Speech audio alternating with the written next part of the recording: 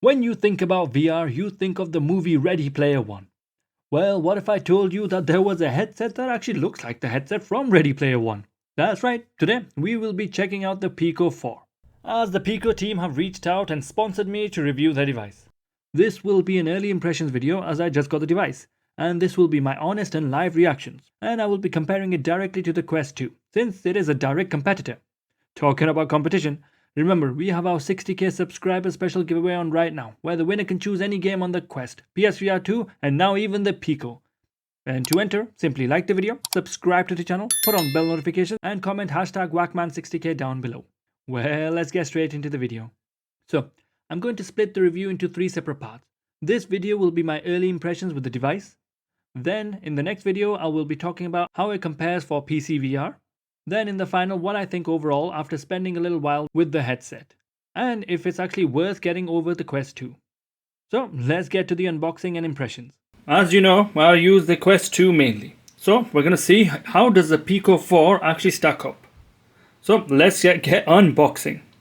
But right now, I think it's actually pretty beautifully packaged. Look at it. It looks so cool. But let's open it up and see how it actually feels. Ooh, I think I might have opened it upside down. Okay. These look quite different. The batteries seem to be inside already. Whoa, this feels so much lighter than the Quest 2. It actually looks like it's already got the was it the Elite Headstrap? And the fact that I think it's cheaper than the Quest 2 already makes it seem pretty cool. Alright, well, this feels quite nice. It's lighter. I need to check what the battery life of it is. But looks pretty decent so far. And look how much smaller it is. It's incredible. I gotta test it out. Alright, got my friend Manny here to help us. Okay. It actually feels pretty cool. You know, I don't know. It just feels nicer than the Quest. Rubber. I'm gonna have to put it on and actually see. But the controllers themselves, they are a bit heavy though. Let me just get the Quest controllers that I'm using. Alright, so here are the PICO controllers. And here are the Quest ones. The Quest ones are much lighter. Obviously I use this right now, which is cool. But just going by the general, this is actually much lighter. This is heavier. I don't know why. But hopefully the battery life is still good. Feels different though. The buttons feel more prominent. Well, actually no, both buttons are fine. There's a lot more space here though. It's alright actually. There's not much of a difference. I think either way should be fine. But well, I guess this is it. And I guess in the box you just get the power bank, which is not much. However, one thing I see is in the box. Hold on. In the box you also get this, which is, I think this is the nose strap thing where to, well, I guess make it with less light bleed. I have no idea what this is. Oh, it's a face mask thing. Okay. I guess this is for, oh, this is the glasses extender. It's magnetized as well. Okay, turns out you do need that face mask already in it. I guess just follow these instructions that are there. It actually tells you, so you need to put the nose thing in there, nose flap. So when you put it on now, there's very little light bleed from what I've seen. So it's actually pretty cool. And the lenses look massive, so I'm gonna have to check out how it compares to the Quest 2. But I'm kind of curious right now. It looks pretty impressive. You have these games listed. I'm not sure if you get these free, so we're gonna have to check them out. I hope some things are free. I think you do get some free games, which is interesting, because on the Quest you get Beat Saber. So let's check out what you get. So I'm gonna register, sign up, and test it out. See you in a bit. Oh, one thing is really cool. This IPD adjustment. This is absolutely crazy. So you can adjust it here and it'll physically adjust on your headset. So if you don't like this, You do this and it'll physically adjust on your headset. Okay. This is actually really good and much better than what the Quest version is, where you have to plumb in 1, 2, or 3 and try and adjust it from there. So, let me show you what the maximum and minimum are. So if you want to go lower than that, you got to press this because it might hit your nose. So it'll go up to 58, and I can feel it on my nose a little bit, but it's not bad. Like if that was my IPD, I would be fine to know, but I can slightly, it kind of tickles my nose depending on how big your nose is, but it's fine. And then this one it goes as far as 72. That's pretty big. Obviously I can't see anything anymore, but that's pretty good. 72. Now depending on your IPD, you can use an app to test what your IPD actually is, but most people should fit into this, so that's pretty good. I'm a little bit disappointed. I thought there would be more games that would be, but I guess you've got some pretty decent ones. You've got Peaky Blinders, so you got a story game which is decent.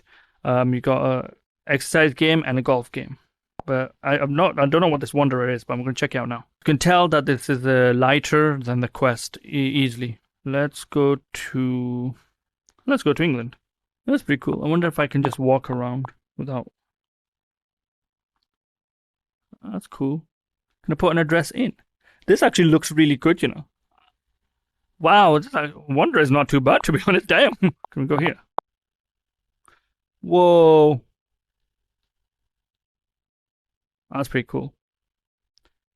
One thing I noticed though is I can hear the headset. Is that a fan or something?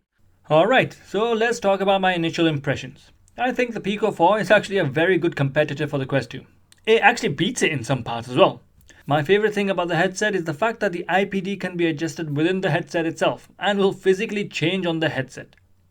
This makes it so much easier to get the settings right. Next, the colors are actually more vibrant and the blacks are really black. I was playing Peaky Blinders and the area that was dark and I could barely see anything in it until I lit the lamp. I've never actually had that on the Quest. The controllers are a little heavier than the Quest, but you do get used to it.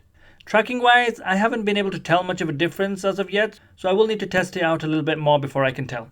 Although it feels like the Pico 4 is much faster than the Quest and has more power, which I believe it actually does, so it is noticeable as well.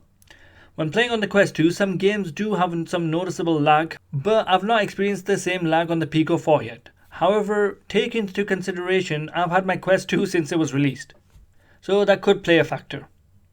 One thing to remember though is that you will not have the Quest exclusives coming to the Pico. Things like Population 1, Beat Saber, and any other exclusive the Quest comes out with. Another cool thing about the Pico is the media player. It puts you in a cool cinema-like screen. Although you can achieve a similar result with the Quest 2 with apps like Big Screen, but on the Pico it's just easier. Also, I feel like they've made it easier to record and take screenshots of gameplay with a dedicated button to turn it on and off. That being said, I kept accidentally taking screenshots when I didn't want to, because I kept hitting the button. Right now, I think if you're trying to look for a headset and you chose Pico 4 over the Quest 2, you'll have a very similar experience, barring the exclusives, and a little bit of a better performance than the Quest 2. However, one point to note is that it doesn't seem like the headstrap can be removed. Although it is comfortable, but if you like to change head straps and maybe apply the deluxe audio strap, then the Pico 4 can't do that. Another big downside is that there is no audio jack, so you can't add your own headphones or other audio solutions in it. That being said, the sound is actually quite impressive on the Pico 4. It seems to be louder than the Quest 2, but again, since it's coming from the speakers, everyone will be able to hear it. Another interesting difference is that the Pico has color pass-through, and it actually looks really good. You can see everything somewhat clearly. It is much better than the Quest 2's black and white pass-through, which makes you feel a little sick. The Pico 4 also has hand tracking, although I think the Quest 2 hand tracking is actually still superior, probably because they've been doing it for a lot longer. I only tried it for a bit, but I can't use it for things like accepting notifications like I can for the Quest, or even using it to press buttons in the menu. But that is a new feature on the Quest as well. Well, that's it for my initial impressions. I will be testing the device out more, and in the next video we'll be checking out SideQuest and if you can use that with Pico and how PC VR works. So make sure you're subscribed so you don't miss out. Also, don't forget to enter the giveaway. Well, thanks for watching, have a great day, stay safe and see you next time.